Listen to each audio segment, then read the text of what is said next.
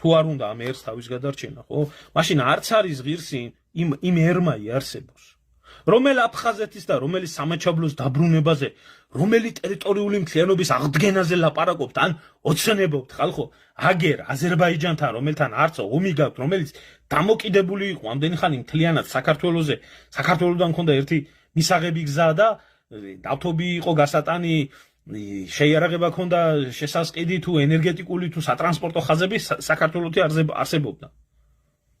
ამ ხნის მანძილზე იმათგან ბიჭო, იმათგან სადაო ტერიტორია, ჯერ სადაო ტერიტორია გახადეს და სადაო ტერიტორია ვერ დაიბრუნებს.